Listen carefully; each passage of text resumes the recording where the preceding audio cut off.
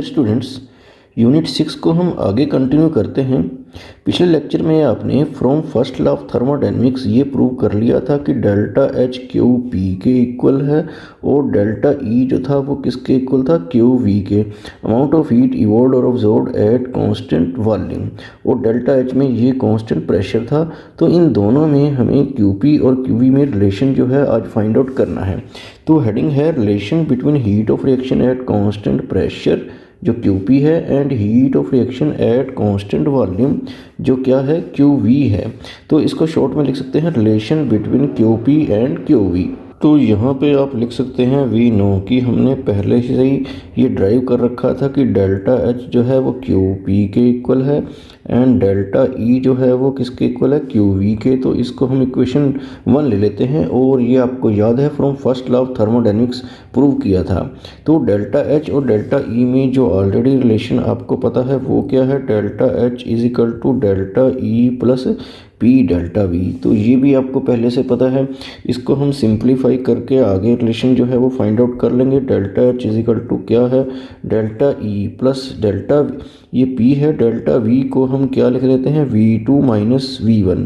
तो V1 जो है इनिशियल वॉल्यूम है और V2 जो है वो क्या है, फाइनल वॉल्यूम। तो इसको आगे हम और सिंप्लीफाई करते हैं। तो वो आप देखिए delta H is equal to क्या होगा, डेल्टा ई प्लस इसको यहाँ से पी को अंदर मल्टीप्लाई कर दीजिए, PV2 माइनस PV1। तो यहाँ पर इसकी वैल्यू आपको पुट करनी है। अगर आपको आइडियल गैस इक्वेशन याद है तो आइडियल गैस इक्वेशन क्या थी, PV is equal to NRT। N जो था वो नंबर ऑफ मोल्स थे। तो अगर इनिशियल वॉल्यूम लेते हैं PV1 तो ये N1 initial number of moles N1 RT के इक्वल हो जाएगा, और अगर आप PV2 लेते हैं तो वो किसके इक्वल होगा, N2 RT के। तो N2 जो है फाइनल नंबर ऑफ मोल्स होंगे। तो ये जो P1 और P2 है, PV1 और PV2 ये यहाँ पर हमें पुट कर देने हैं। तो यहाँ से हम डेल्टा एच जो है वो फाइंड आउट कर लेते हैं। तो जो किसके इक्वल होगा, डेल्टा ई प्लस PV2 की जगह हम क्या लिखेंगे, N2 RT, और PV1 की जगह क्या लिखेंगे, N1 RT। तो इसको आगे सिंप्लीफाई करते हैं। तो डेल्टा एच जो है वो किसके इक्वल आ जाएगा, डेल्टा ई प्लस RT अगर हम कॉमन लेते हैं तो ये N2 माइनस N1 हो जाएगा, और RT ऐसे लिख सकते हैं। तो ये चेंज इन नंबर ऑफ मोल होगा क्योंकि N2 फाइनल नंबर ऑफ मोल हैं और N1 जो है number of mole in the initial state है। तो यहाँ पे डेल्टा एच इसको ऐसे लिखेंगे, delta H is equal to delta E plus delta N लिख देते हैं इसको RT। तो ये डेल्टा एन जी लिखते हैं। G4 क्या होता है, गैसीय स्टेट, क्योंकि यहाँ पर हमने जो इक्वेशन यूज़ की है PV is equal to NRT जो है गैसीय स्टेट के लिए है। तो डेल्टा एन जी का मीनिंग आगे आपको समझना है। यहाँ एग्जाम्पल के तौर पे हम कोई रिएक्शन ले लेते हैं, सपोज नाइट्रोजन प्लस 3 हाइड्रोजन। तो ये गैसीय स्टेट में ही है, इज इक्वल टू सपोज क्या है 2NH3 गैस। तो यहाँ पर क्या है कि जो इनिशियल नंबर ऑफ मोल हैं रिएक्टेंट वाली साइड में, नाइट्रोजन का 1 मोल है और हाइड्रोजन के कितने हैं, 3 हैं। तो N1 जो है वो क्या हो जाता है, 1 + 3 हो जाता है, और N2 जो प्रोडक्ट के नंबर ऑफ मोल्स हैं वो कितने हैं, 2 हैं। तो जो डेल्टा Ng होता है वो क्या होता है, वो N2 माइनस N1 होता है। तो N2 की वैल्यू 2 है यहाँ पर, और N1 की वैल्यू जो है वो कितनी है, 4 है। तो ये क्या आ जाता है, -2 आ जाता है। तो इस तरह से आप डेल्टा Ng फाइंड आउट कर लिया करेंगे किसी भी रिएक्शन में। तो अगर कोई रिएक्टेंट या प्रोडक्ट गैसीय स्टेट में नहीं है, सपोज सॉलिड या लिक्विड है, तो उसको आपको काउंट नहीं करना है। तो ये आपको याद रखना है। तो हमारे पास जो रिलेशन आ गया है वो क्या है, finally delta H is equal to delta E plus delta NG RT। तो डेल्टा एच की जगह आप क्या लिख सकते हैं, QP, और डेल्टा ई की जगह पे क्या लिख सकते हैं, QV plus delta NG RT। तो ये दो रिलेशन हैं जो आपको लर्न करने हैं। आगे आपको ये नोट करना है कि कंडीशंस क्या होंगी, कंडीशंस एट विच जब ये दोनों इक्वल हो जाएंगे, जब डेल्टा एच डेल्टा ई के इक्वल हो, या ऐसा लिखा हो कि QP QV के इक्वल कब होता है, किस कंडीशन में होता है। तो ये एक कंडीशन क्या है वो आप देख सकते हैं कि अगर यहाँ पर वॉल्यूम चेंज ना हो, क्योंकि डेल्टा एच और डेल्टा ई में जो रिलेशन था वो पहले हमने क्या लिखा था, delta E plus P delta V. तो अगर डेल्टा वी जीरो हो जाए तो फिर क्या होगा, तो उस केस में डेल्टा एच जो है वो डेल्टा ई के इक्वल हो जाता है, या आप यूँ भी कह सकते हैं कि क्यू पी जो है वो इस कंडीशन में क्यू वी के इक्वल होता है when delta V is zero. Delta we zero होने का मतलब क्या है, नो चेंज इन वॉल्यूम। तो वॉल्यूम चेंज नहीं होता जब किसी केस में, तो उस केस में ये डेल्टा एच और डेल्टा ई इक्वल होते हैं। और दूसरी कंडीशन हम क्या लेते हैं यहाँ पर वो आप नोट कर लीजिए कि अगर Q P is equal to क्या है, Q V plus delta N G की जगह हम क्या लिख देते हैं, N two minus N one R T. तो दूसरी कंडीशन जो है वो ये बन जाएगी कि अगर number of moles of reactant और number of moles of product, initial state के नंबर ऑफ मोल और फाइनल स्टेट के नंबर ऑफ मोल इक्वल हों, उस केस में भी क्यू पी और क्यू वी इक्वल हो जाएगा, या आप कह सकते हैं कि डेल्टा एच और डेल्टा ई इक्वल होंगे। नंबर ऑफ मोल जो रिएक्टेंट और प्रोडक्ट के जब इक्वल होते हैं तो इसका यही मतलब होता है कि कोई वॉल्यूम चेंज नहीं होता है। तो ये दोनों बातें एक ही हैं। आगे आपको कुछ न्यूमेरिकल्स देखने हैं। तो फर्स्ट क्वेश्चन देखते हैं, the enthalpy change for the reaction. तो आपको रिएक्शन दी है nitrogen plus hydrogen is equal to ammonia. तो ये सब गैसीय स्टेट में ही है। तो इसमें जो एंथैल्पी चेंज है वो कितना दे रखा है, -92.40 किलो जूल दे रखा है एट 300 केल्विन। तो ये टेम्परेचर है। तो फाइंड डेल्टा ई। तो इस टेम्परेचर पर आपको डेल्टा ई फाइंड आउट करना है। और एंथैल्पी चेंज का मतलब क्या है कि ये यहाँ पर आपको डेल्टा एच जो है वो गिवन है। तो आप सबसे पहले इसको क्या करेंगे, रिएक्शन ही लिखेंगे। तो रिएक्शन आपको यहाँ पता ही है, N2 + 3H2 is equal to क्या है, 2NH3 जो है वो गैसीय स्टेट में है। तो डेल्टा एच और डेल्टा ई में रिलेशन जो है वो आपको पता है कि क्या है, delta H is equal to delta E plus delta N G R T. तो यहाँ पर आपको ध्यान रखना है कि हमें डेल्टा ई फाइंड आउट करना है। तो डेल्टा ई जो है वो कैसे फाइंड आउट होगा, तो डेल्टा ई इधर ले आते हैं हम, delta H minus delta N G R T इस टाइप से हो जाएगा। तो यहाँ पे delta H, delta N G और आर और टी की वैल्यू रखेंगे तो ये डेल्टा ई जो है आप फाइंड आउट कर पाएंगे। तो यहाँ पर गिवन क्या क्या है वो आप पहले नोट कर लीजिए। तो ये आपको दे रखा है enthalpy change means delta H जो है वो -92.40 किलो जूल है। तो ये पर मोल ही होता है और इसकी आपको ज़रूरत पड़ेगी। और डेल्टा एन जी, तो डेल्टा एन जी जो है change in number of mole of gaseous reactant and product. तो प्रोडक्ट के नंबर ऑफ मोल्स तो क्या है 2 हैं और रिएक्टेंट के 1 + 3 हैं। तो 1 + 3 कितने होते हैं 4। तो 2 - 4 करेंगे तो कितना आ जाएगा -2। तो डेल्टा एन जी तो इस केस में -2 होगा। और आपको आर की ज़रूरत पड़ेगी। तो आर की वैल्यू आपको पता होगी 8.314 जूल पर केल्विन पर मोल होता है। यहाँ आपने नोटिस किया कि डेल्टा एच तो किलो जूल में है और आर की वैल्यू जूल में है।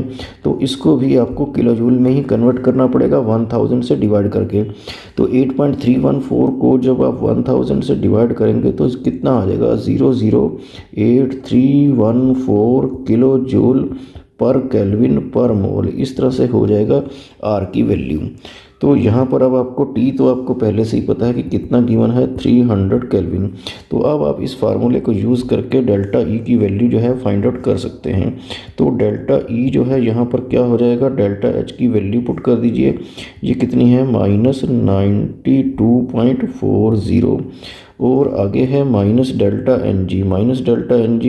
डेल्टा एन जी कितना है, ऑलरेडी वो माइनस में है तो -2 पुट करेंगे। और आगे आपको आर की वैल्यू लिखनी है तो वो कितनी है 0.008314 और टी यहाँ पे जो है वो कितना है 300 है। तो ये सब आप मल्टीप्लाई कर लेंगे और ये सॉल्व करेंगे तो डेल्टा ई की जो वैल्यू है अप्रोक्सीमेटली आ जाएगी -87.41। तो आपने कैलकुलेशन जो है वो चेक कर लेनी है। तो इस तरह से इस क्वेश्चन का आंसर आ जाएगा। आगे हम सेकंड क्वेश्चन देखते हैं। तो स्टेटमेंट को आपको ध्यान से नोट करना है, the heat of formation of methane जो क्या होता है CH4 एट कांस्टेंट प्रेशर। इसका मतलब है कि ये डेल्टा एच की वैल्यू है -77.8 kilo joule at 25 degree Celsius. तो ये सेल्सियस में टेम्परेचर है 273 ऐड करके आपको इसको केल्विन में भी चेंज करना है। तो आगे क्या है, calculate the heat of reaction at constant volume. तो इसका मतलब डेल्टा ई जो है वो आपको फाइंड आउट करना है। तो मैं यहाँ पर इसका हिंट दे रहा हूँ, तो वो आपको ध्यान रखना है क्योंकि इसमें इक्वेशन आपको नज़र नहीं आ रही है। Heat of formation of methane, इसका मतलब होता है कि जब मीथेन की फॉर्मेशन होती है 1 मोल ऑफ मीथेन, तो मीथेन की फॉर्मेशन जो है वो किससे होती है, तो वो कार्बन से होती है और हाइड्रोजन इसमें ऐड करेंगे तभी ये CH4 बन पाएगा। तो आपको ये पता है कि कार्बन जो है वो सॉलिड होता है और हाइड्रोजन जो है वो गैसीय स्टेट में है, और जो मीथेन बना है वो भी क्या है, गैसीय स्टेट में है। तो जब आप डेल्टा एन जी कैलकुलेट करेंगे इस पर्टिकुलर क्वेश्चन में, तो प्रोडक्ट के नंबर ऑफ मोल तो 1 ही है, और रिएक्टेंट के जो कार्बन है सॉलिड, इसको आपको काउंट नहीं करना है और सिर्फ हाइड्रोजन के नंबर ऑफ मोल ही लेने हैं। तो वो कितने हैं, 2 हैं। तो 1 - 2 करेंगे तो डेल्टा एन जी इस पर्टिकुलर क्वेश्चन में -1 होगा। और डेल्टा एच तो आपको पता ही है कितना है, -77.8 किलो जूल है।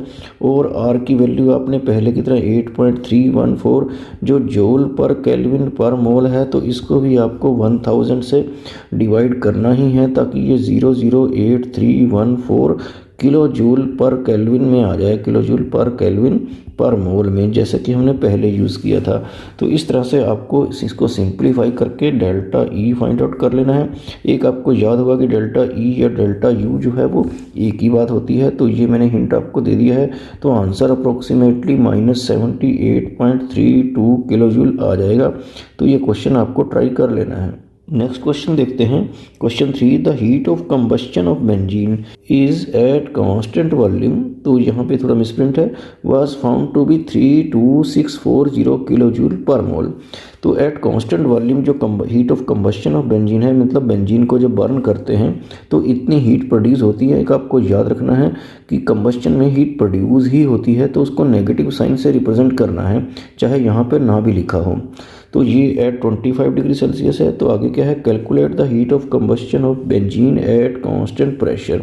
तो ये आपको एट कांस्टेंट प्रेशर जो है वो कैलकुलेट करनी है, मींस आपको डेल्टा एच जो है वो फाइंड आउट करना है। तो इसमें भी आपको हिंट दिया जा रहा है, तो आपको क्या करना है, इक्वेशन को बनाना सीखना है। तो हीट ऑफ कंबस्शन जो है बेंजीन का जब कंबस्शन होता है, कंबस्शन जब किसी का भी होता है तो उसको ऑक्सीजन की प्रेजेंस में ही बर्न किया जाता है और कार्बन डाइऑक्साइड और वाटर जो है प्रोड्यूस होते हैं। अगर आप किसी हाइड्रोकार्बन का कंबस्शन करते हैं, हाइड्रोकार्बन वो होते हैं जिसमें कार्बन होता है और हाइड्रोजन, तो बेंजीन का फार्मूला आपको पता है C6H6। और एक आपको ये भी याद रखना है कि बेंजीन जो होता है वो लिक्विड स्टेट में होता है और इसका कंबस्शन किसकी प्रेजेंस में होगा, ऑक्सीजन की प्रेजेंस में। और बनेगा क्या, कार्बन डाइऑक्साइड गैसीय स्टेट में और वाटर। एक आपको ये भी याद रखना है कि वाटर जो है वो लिक्विड स्टेट में होता है हीट ऑफ कंबस्शन में। तो इस रिएक्शन को आपको बैलेंस करना है। बैलेंस करते वक्त जो बेंजीन है उसके आगे कोई 1 2 नहीं लगाना है, क्योंकि जो आपको वैल्यू 3264 दे रखी है वो 1 मोल के लिए दी होती है। तो यहाँ पर कार्बन 6 है तो CO2 के आगे हम 6 लगा देते हैं, और हाइड्रोजन जो है वो 6 है तो वाटर का जो हाइड्रोजन है उसके आगे हम 3 लगा देते हैं ताकि वो 6 हो जाए। तो अब आपको देखना है कि यहाँ पर ऑक्सीजन कितने होने वाली हैं। तो यहाँ पर ऑक्सीजन जो है 12 + 3 कितनी होगी, तो 15 हो जाता है। तो क्योंकि ये O2 है तो 15 का हाफ कितना होता है, 7.5। तो क्योंकि 7.5 को 2 से मल्टीप्लाई करें तो वो 15 आ जाता है। तो अब ऑक्सीजन जो है वो बैलेंस हो गई है। तो यहाँ पे बेंजीन का आगे आपको कुछ नहीं करना है। तो आपको याद रखना है कि डेल्टा एन जी, तो number of mole of product, gaseous product, तो गैसियस प्रोडक्ट तो ये है हमारे पास CO2 है, तो इसके नंबर ऑफ मोल 6 हैं, वाटर का आपको लेना नहीं है, और minus number of moles of reactant. तो रिएक्टेंट में जो बेंजीन है वो आपको कंसीडर नहीं करना क्योंकि वो लिक्विड स्टेट में है, सिर्फ ऑक्सीजन ही लेना है। ऑक्सीजन 7.5 है, तो 6 में से 7.5 जब माइनस करेंगे तो -1.5 मीन्स की -3/2 जो है वो डेल्टा एन जी हो जाएगा। और आपको यहाँ पे गिवन जो है वो क्या है, ये जो वैल्यू दे रखी थी 3264.0 किलो जूल, क्योंकि ये एट कांस्टेंट वॉल्यूम थी तो इसका मतलब ये क्या था, डेल्टा ई था। और एट कांस्टेंट प्रेशर जो है आप क्वेश्चन में देखिए वो आपको फाइंड आउट करना है। इट मीन्स कि आपको डेल्टा एच जो है फाइंड आउट करना है। तो ये आपको क्वेश्चन खुद ही ट्राई करना है। नेक्स्ट टॉपिक है एक्सोथर्मिक एंड एंडोथर्मिक रिएक्शन। तो ये एक बड़ा इंपॉर्टेंट टॉपिक है। तो इसमें सबसे पहले हम करते हैं एक्सोथर्मिक रिएक्शंस।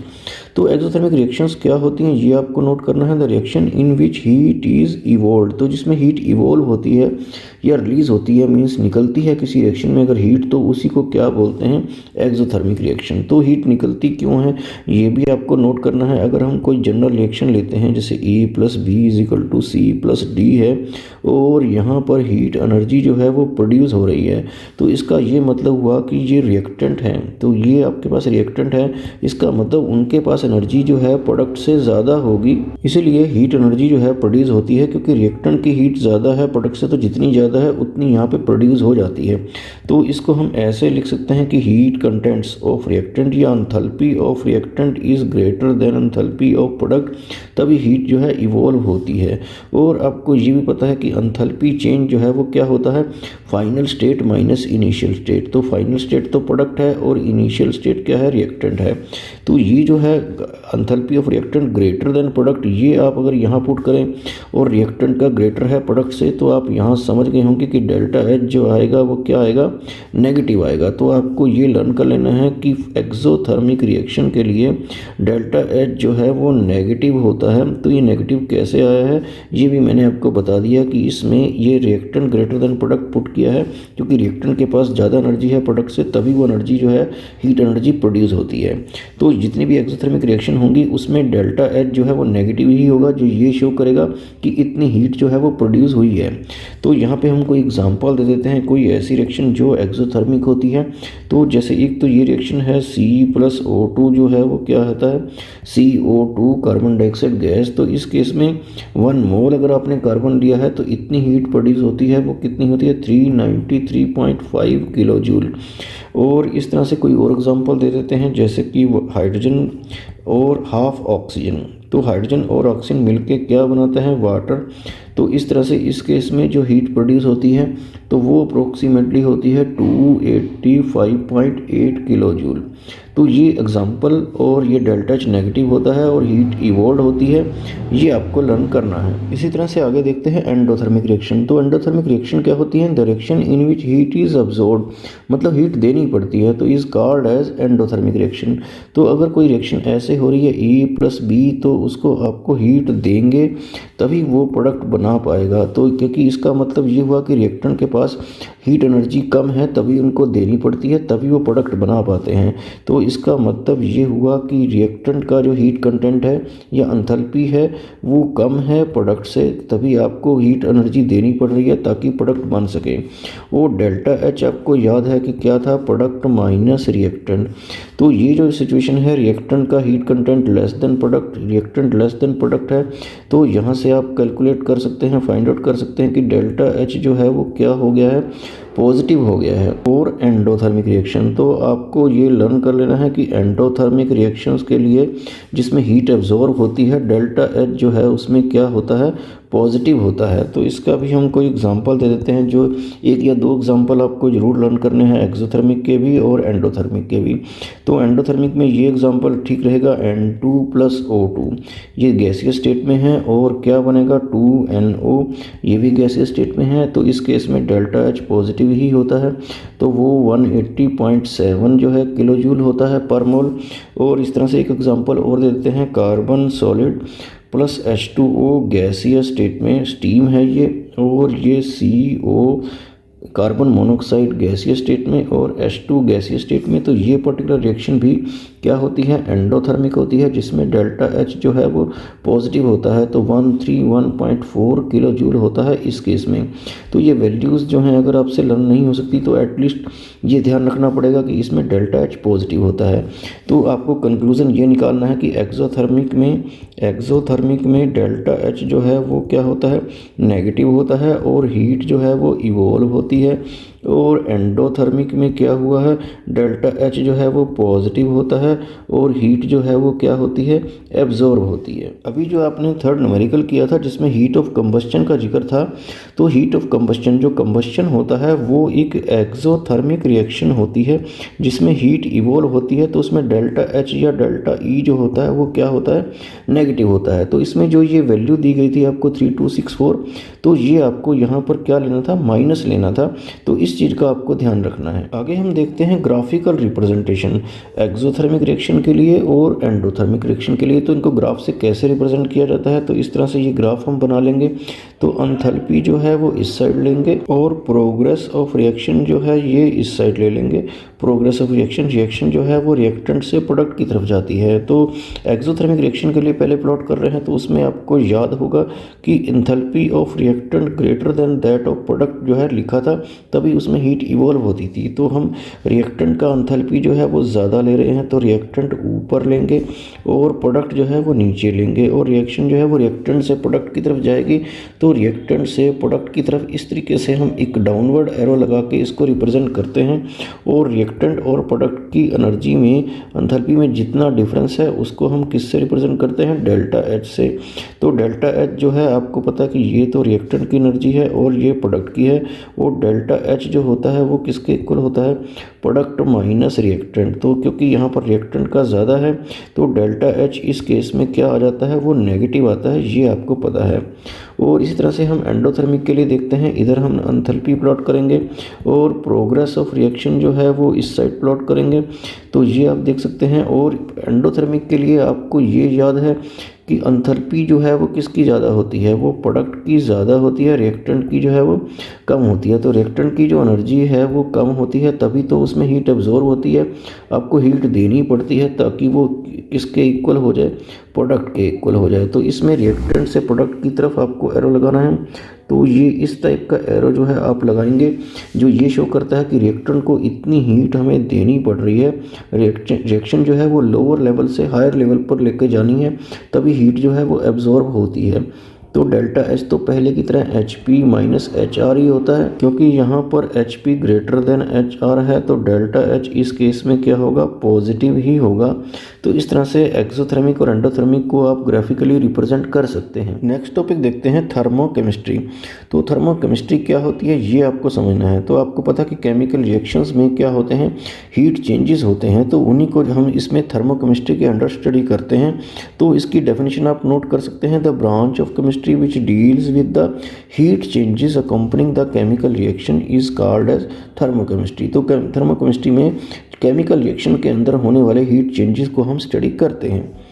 और आगे देखते हैं थर्मोकेमिकल इक्वेशन। तो जिस इक्वेशन में आपको ये भी बताया गया हो कि इसमें कितना हीट चेंज हुआ है, उसी को थर्मोकेमिकल इक्वेशन बोलते हैं।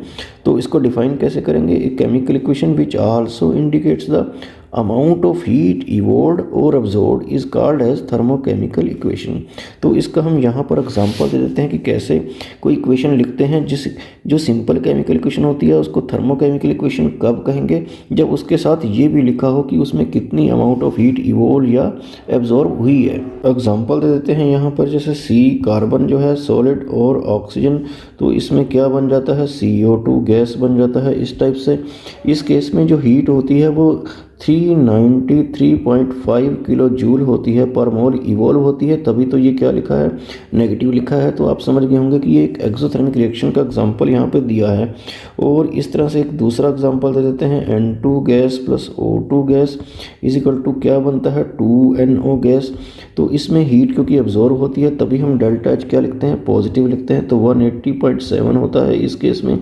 तो ये दोनों जो है वो थर्मोकेमिकल इक्वेशन है, ऐसी केमिकल इक्वेशन जिसमें ये बात भी बताई जाती है कि इसमें कितनी अमाउंट ऑफ हीट इवोल्व या एब्जॉर्ब हुई है। आगे आपको नोट करना है सम कन्वेंशन फॉर थर्मोकेमिकल इक्वेशन।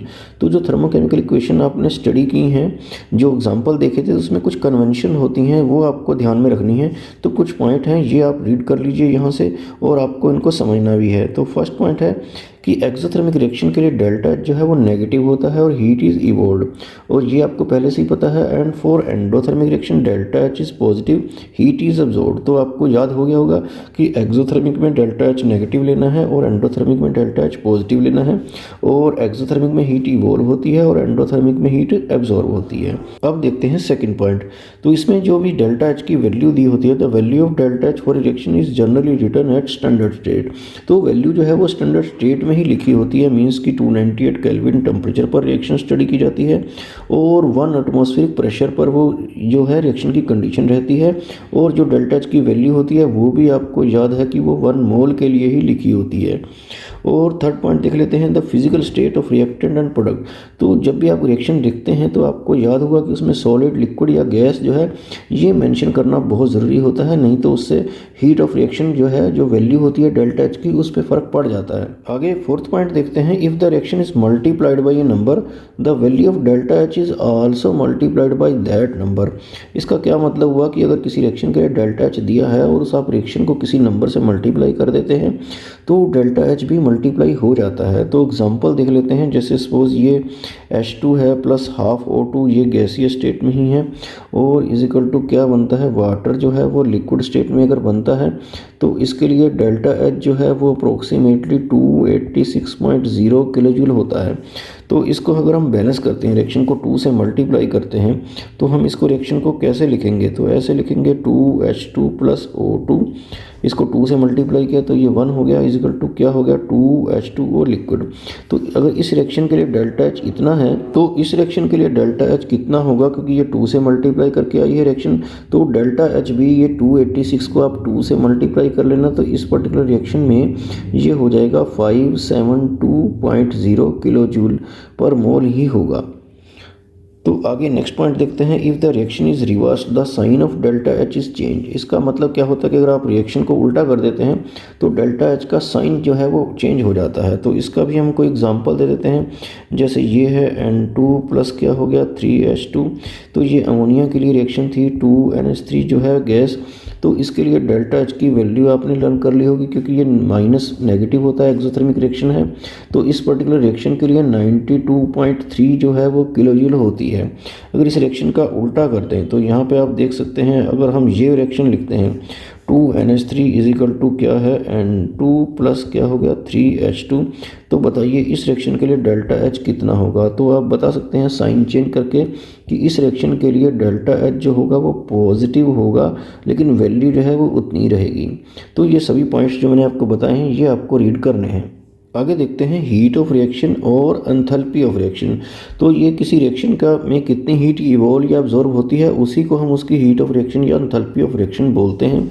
तो डेफिनेशन यहाँ से ले सकते हैं, the amount of heat evolve और absorb in a chemical reaction is called as heat of reaction, या इसको एंथैल्पी ऑफ रिएक्शन भी बोला जाता है। जो डेल्टा एच होता है किसी रिएक्शन में वो यही है। तो हम कंसीडर द रिएक्शन, यहाँ पर एक एग्जांपल दे लेते हैं, जैसे ये है C+O2 कार्बन जो है सॉलिड और ऑक्सीजन से वो रिएक्ट करता है तो क्या बनता है CO2 गैस बनता है।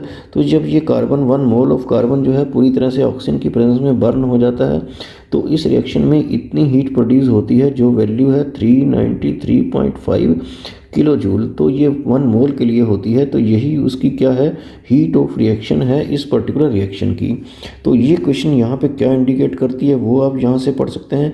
This equation indicates that when 1 mole of solid carbon, जो ये था, combines completely with 1 mole of oxygen, तो ऑक्सीजन भी 1 मोल था, वो oxygen gas 393.5 kilo joule of heat is evolved. तो इवोल्ड कैसे पता चला, क्योंकि डेल्टा एच जो है इस केस में क्या है नेगेटिव है। तो इस तरह से ये जो वैल्यू होती है इसी को आप हीट ऑफ रिएक्शन या एंथैल्पी ऑफ रिएक्शन बोलते हैं। आगे आपको स्टडी करना है factors on which heat of reaction depends. तो ये डेल्टा एच की वैल्यू किस किस बात पे डिपेंड करती है ये भी नोट करना है। तो फर्स्ट पॉइंट है क्वांटिटीज़ ऑफ रिएक्टेंट्स टेकन। तो अगर आप रिएक्टेंट ज़्यादा लेंगे तो क्या होगा, हीट ऑफ रिएक्शन भी ज़्यादा होगी, कम लेंगे तो कम होंगी। और दूसरा पॉइंट है physical state of reactant and product. तो ये मैंने आपको पहले बताया था कि फिजिकल स्टेट उसका सॉलिड है, लिक्विड है या गैस है, इस बात पे हीट ऑफ रिएक्शन की वैल्यू जो है वो डिपेंड करती है। तो इसका एग्जांपल देख लेते हैं। जैसे आपने ये रिएक्शन देखी होगी हाइड्रोजन प्लस हाफ ऑक्सीजन, तो इससे जब हम वाटर बनाते हैं इस टाइप से 1 मोल ऑफ वाटर जो बनाएंगे, अगर लिक्विड स्टेट में बनाते हैं तो डेल्टा एच की वैल्यू होती है अप्रोक्सीमेटली 286.0 किलो जूल। अगर इसी रिएक्शन को अगर आप दोबारा करते हैं हाइड्रोजन प्लस हाफ ऑक्सीजन गैसीय स्टेट में, और ये वाटर जो है वो आप वेपर्स बनाते हैं, मींस की गैसीय स्टेट में बनाते हैं, तो डेल्टा एच इसके लिए थोड़ा डिफरेंट होगा। तो वो कितना होता है 242.0 किलो जूल। थर्ड पॉइंट देखते हैं एलोट्रोपिक फॉर्म। तो हीट ऑफ रिएक्शन उसकी एलोट्रोपिक फॉर्म पर भी डिपेंड करती करती है। तो एलोट्रोपिक फॉर्म जो है, जैसे कार्बन की कई फॉर्म्स होती हैं, जैसे डायमंड है, ग्रेफाइट है, तो अगर आप एलोट्रोपिक फॉर्म चेंज करते हैं तो वो डेल्टा एच की वैल्यू भी चेंज हो जाती है। तो जैसे ये रिएक्शन आपने पढ़ी है C+O2 is equal to CO2, और उसके लिए डेल्टा एच की कोई वैल्यू होती है, जैसे सपोज 395.4 किलो जूल है। तो ये जो वैल्यू लिखी है मैंने कार्बन की डायमंड वाली जो फॉर्म है उसके लिए लिखी है। आगे मैं दोबारा लिखता हूँ। तो कार्बन जो है, अब की बार हम ग्रेफाइट, क्योंकि हम मोस्टली ग्रेफाइट से ही कार्बन को स्टडी करते हैं, तो O2 के साथ जब रिएक्शन होगी तो CO2 बनेगा। तो इसके लिए डेल्टा एच एग्जैक्टली जो पहले था उतना नहीं होगा, तो वो थोड़ा चेंज हो जाएगा। तो वो वैल्यू इस केस में है 393.5 किलो जूल। तो कार्बन की डिफरेंट एलोट्रोपिक फॉर्म्स चेंज करने से हीट ऑफ रिएक्शन भी क्या होता है, चेंज हो जाता है। नेक्स्ट पॉइंट है कंसंट्रेशन ऑफ सोल्यूशन। तो अगर आप सोल्यूशन में कोई रिएक्शन करते हैं तो उसमें सोल्यूशन की कंसंट्रेशन कितनी है, तो उसमें कितनी सॉल्यूट की क्वांटिटी है, तो उस बात पे भी जो है डेल्टा एच की वैल्यू डिपेंड करती है। और इस तरह से टेम्परेचर, तो टेम्परेचर चेंज करने से भी डेल्टा एच की वैल्यू चेंज होती है, तो ये भी आपको नोट करना है। और नेक्स्ट पॉइंट है कंडीशन ऑफ कांस्टेंट प्रेशर और कांस्टेंट वॉल्यूम। तो वो जो रिएक्शन कर रहे हैं आप एट कांस्टेंट प्रेशर कर रहे हैं या कांस्टेंट वॉल्यूम पर कर रहे हैं, तो उस केस में जो है वो हीट ऑफ रिएक्शन की वैल्यू जो है वो चेंज हो जाती है। तो इस तरह से ये सारे पॉइंट कि हीट ऑफ रिएक्शन किस किस बात पर डिपेंड करती है, ये सब आपको रीड कर लेने हैं।